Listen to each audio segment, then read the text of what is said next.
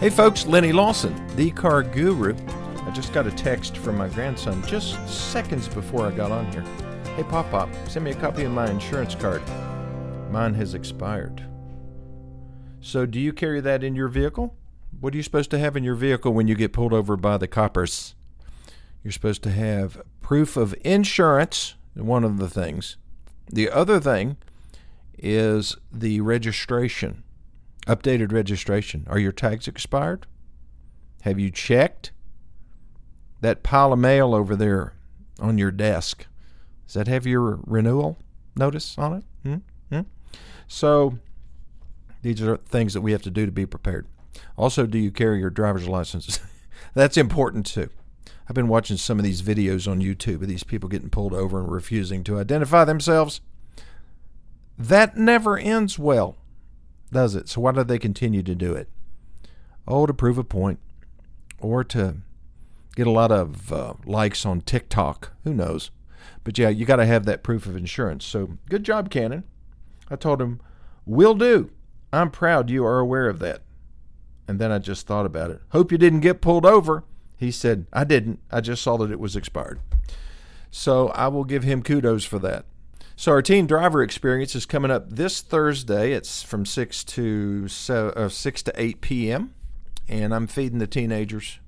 And we're going to talk about everything from how to handle a traffic stop with a police person, because we're going to have a state trooper, Tennessee state trooper here, and we're going to do a simulated traffic stop. And the person that's being stopped is going to have to behave in the correct way. And the state trooper is going to talk about the things that he is looking for in order to, number one, protect his life.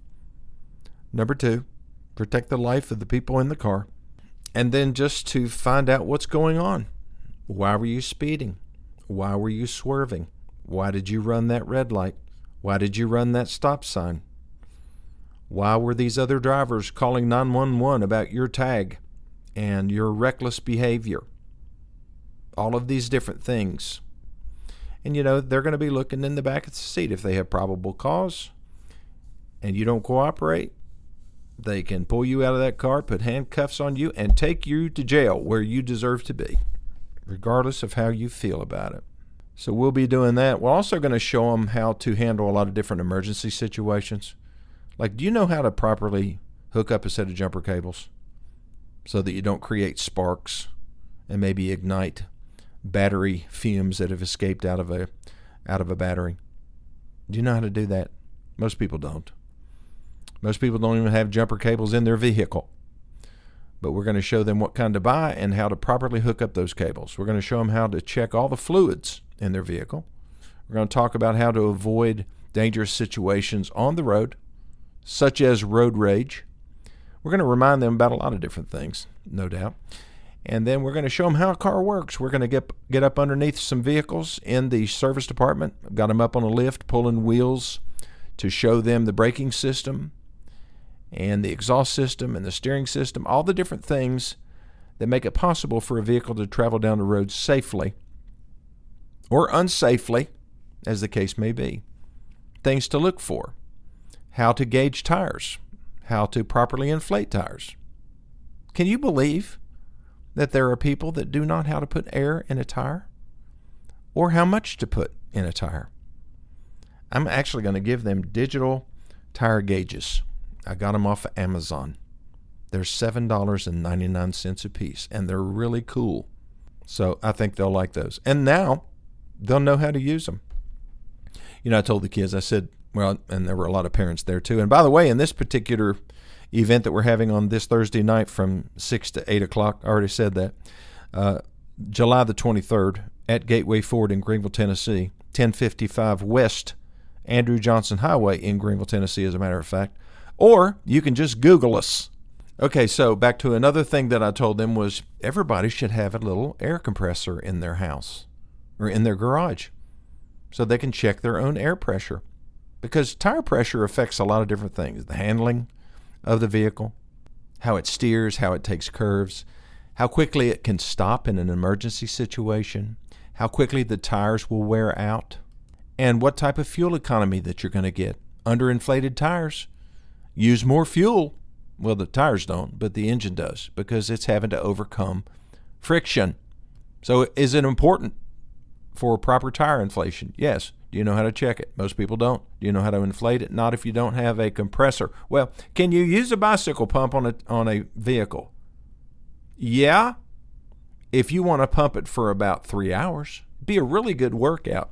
No, you need a little air compressor. They sell them at Lowe's or Home Depot, lots of other places. You can order them online. But you need one that will pump out enough pressure to fill a tire in a reasonable amount of time. Probably the highest pressure that we put in any tire is about 85 pounds. That would be in an F450. That's a lot of pressure. I guess the average is probably 35 pounds.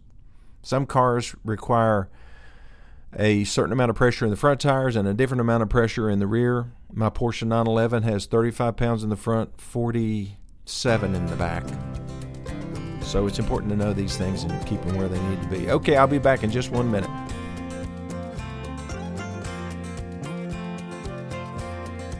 I had an interesting thing happen yesterday. Normally I have to go out and find older vehicles. People call me sometimes, and I go to their house and see the car, and sometimes I buy it, sometimes I help them sell it, sometimes I walk away and try to leave them with a little bit of advice. Had two instances, really. One, a vehicle showed up on my lot, 1994 Ford Bronco. That is the O.J. Simpson Bronco, full size. And it was a real pretty kind of a marine blue color.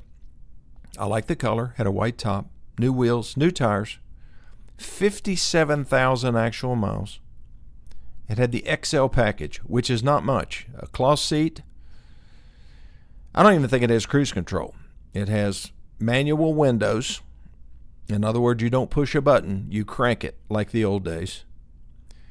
But it was very attractive, very clean. Like I said, 57,000 actual miles.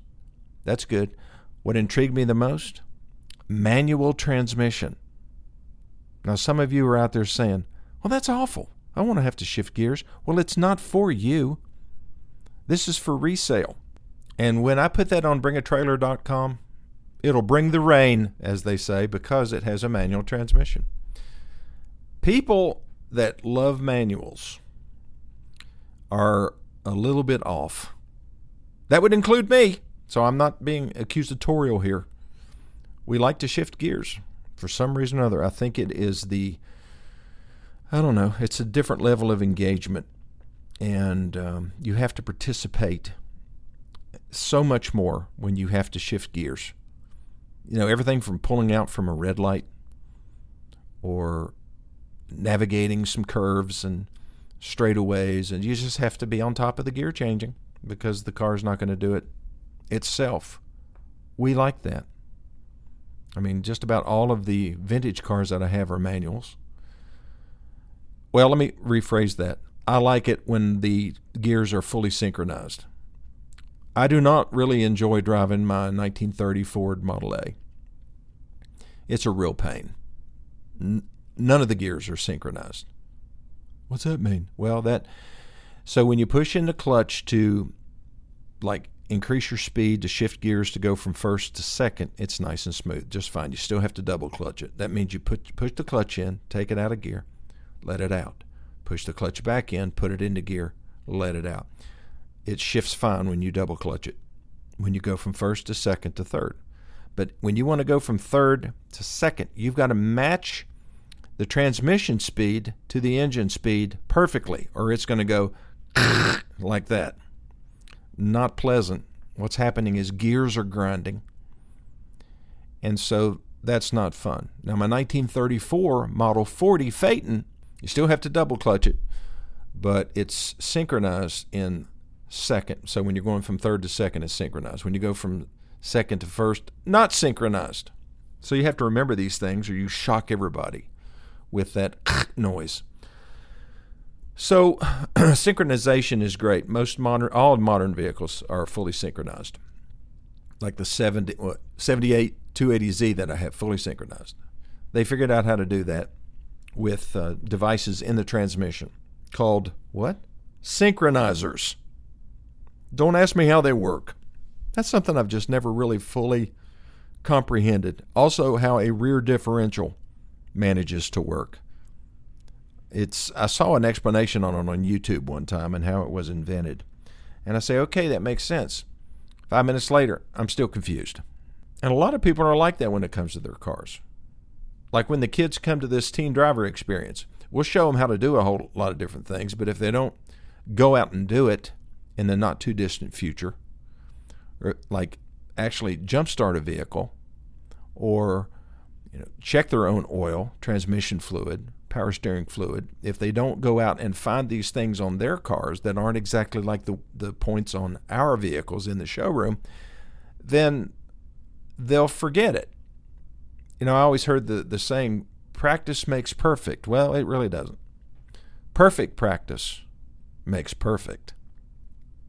If you don't practice the right way to do something, then when you really have to do it, then you're going to fail because you didn't practice right. I guess I should say effective practice makes perfect.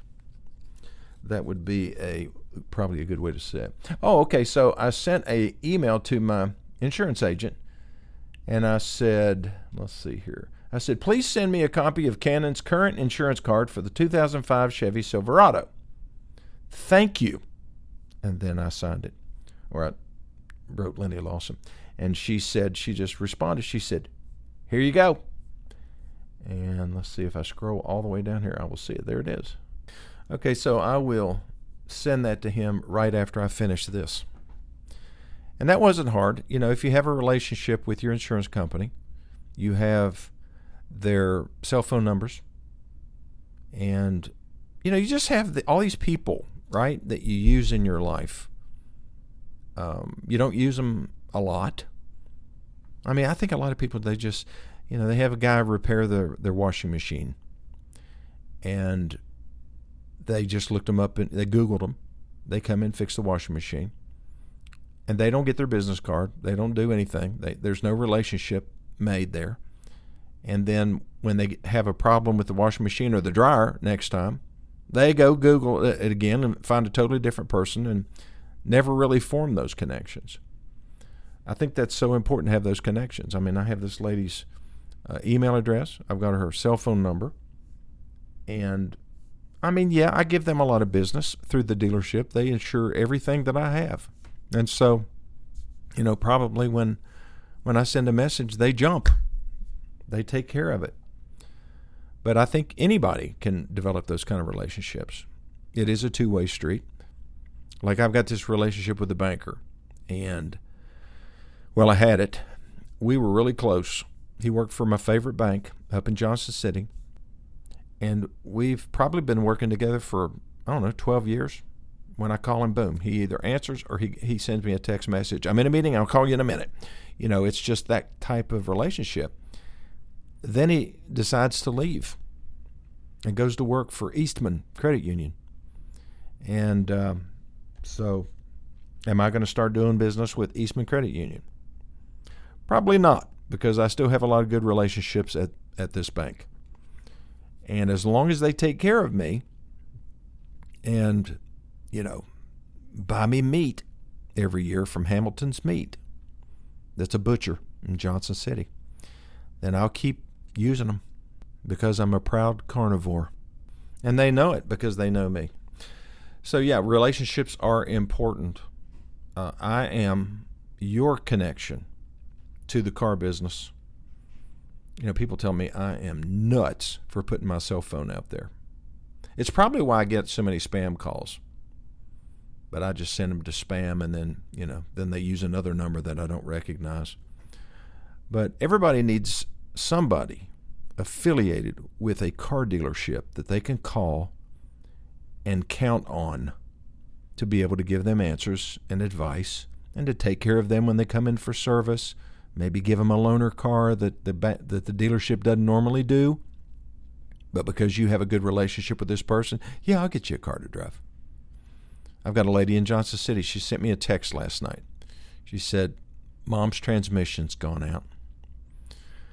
I said, So how do you know that? Well, we took it to Johnson City Ford, and we took it for a regular oil change, and they did the oil change, and then they found some metal in the transmission when they were servicing it. I said, well, what did you do? Well, they gave me an estimate. It's horrible, Lenny. I'm not going to say what it is, but it's really high. What am I going to do? And I said, well, is it drivable? She said, yes. I said, can you get it to Greenville? She said, absolutely.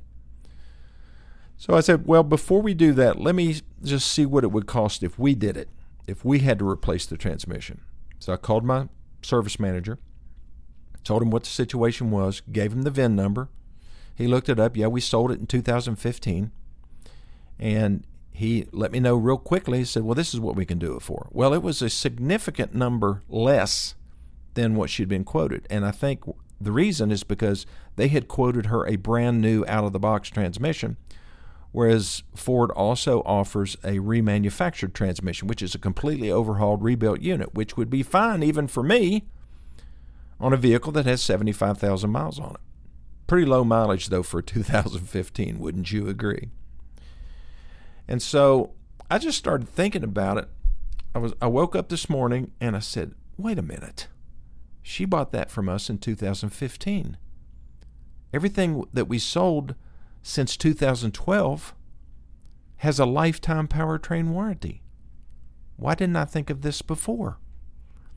And so I called my service manager and I said, verify her warranty coverage, please. Make sure she has lifetime powertrain. He called. They said yes. So he let me know. I called her. I said, you want the good news or the good news? She said, I'd like to have the good news because I need it today. She was not having a good day. And I said, well, you remember those numbers I gave you on the transmission? Yeah. I said, well, I'm going to have to give you another number. Uh-oh. Did it go up? I said, no. Went way down. The number now is $100. What? Yes. You have a lifetime warranty because you bought the vehicle from me. Oh, she started sobbing. Once she gathered herself, thank you so much. I said, well, this is what we do. And I'm just glad I thought about the lifetime powertrain protection. I'm sorry that maybe I'm not as sharp as I used to be, and I didn't think about that right off. But yes, so she's going to get it covered with a $100 deductible. That's pretty cool, isn't it? You need an extended warranty when you need it. That's when people are saying, man, I am so glad I bought that because there's no way that I could have afforded to pay for this out of my budget. I would have had to go to a loan shark to borrow this much money unsecured. And that's a situation a lot of people are in. So she didn't have to buy it, though, because at Gateway Ford and Gateway Nissan, we give a lifetime powertrain warranty to everybody that buys a new car. Pretty big advantage. Okay, I'll be back in just 1 minute.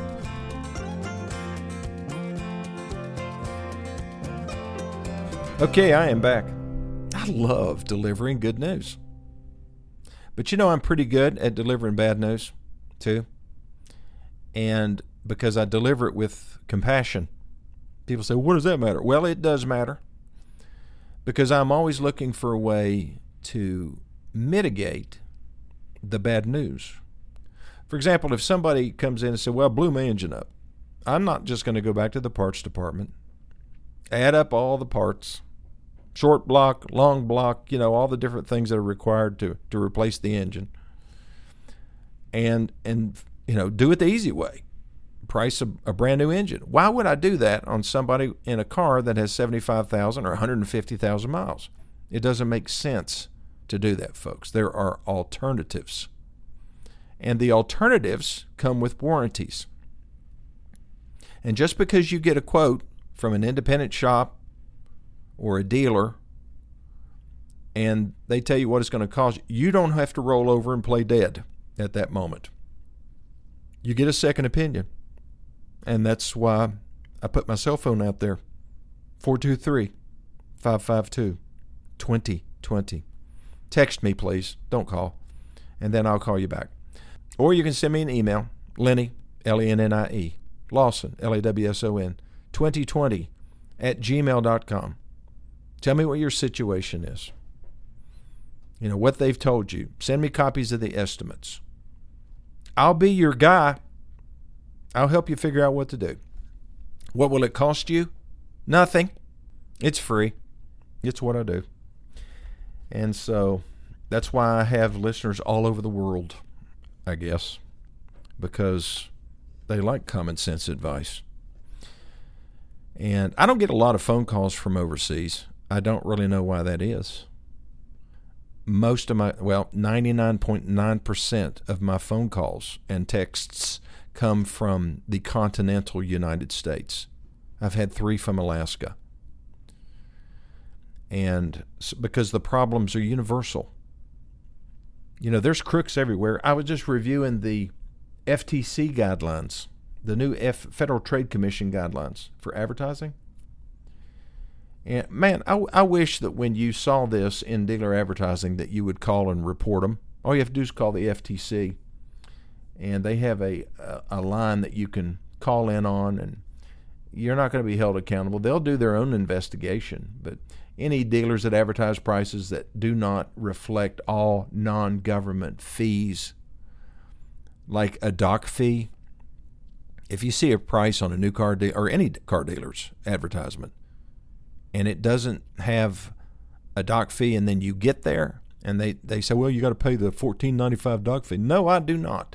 I'm sure the FTC will be happy to hear that you are doing this to me. Guess what will happen to that dock fee? It will go away. FTC is a powerful acronym. Also, advertising prices that factor in rebates or discounts that are not available to everybody. I saw an ad one time a dealer was advertising you could get this price if you belong to this particular horse owners association. And not many people are going to belong to that. They got an extra $1,000, but they were deducting that from the price. And the ad said, your price might be as low as...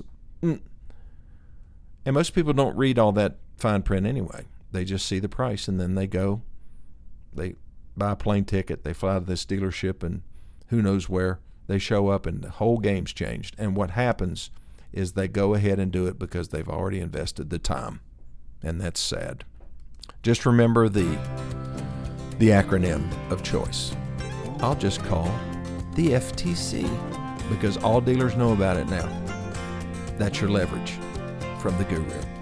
And I'll see you next time.